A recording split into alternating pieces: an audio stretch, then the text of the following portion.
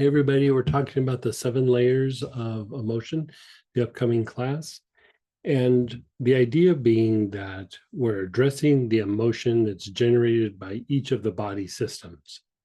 The cardiovascular has its set of homeostatic or lower emotion. The respiratory tract does, the digestive tract, the endocrine system, all these aspects, all the different body systems generate a kind of emotion. And you could think of this emotion as not something of the brain or of the mind, not something of our emotional body and our feelings, but it's basically the body screaming at the brain, right? And at first it starts off as a gentle whisper, but when there is a disconnection, which is what happens with modern times these days, um, the body feels that it needs to scream at the brain.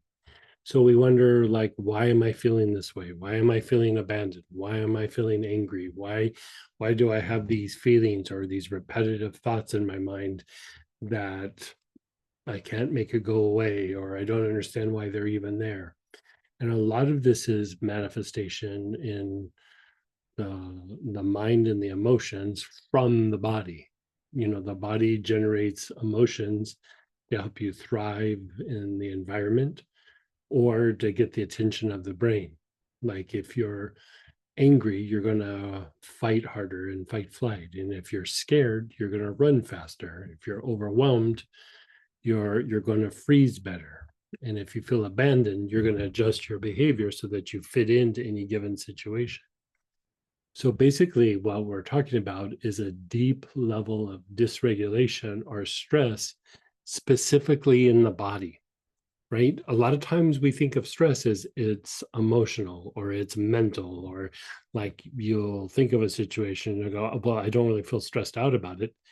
I've done this multiple times. Mentally, emotionally, I'm fine. I feel no stress about the situation. My body, on the other hand, is having a freak out moment. And like, I don't get what's happening, right? And there is a kind of reactivity or stress in the body that is tied to the different systems of the body and some aspects that are in your brain. And we're going to target the things in the brain that specifically impact the regulation of emotion to help to transmute the emotion to a higher emotion or clearer cognitive thinking.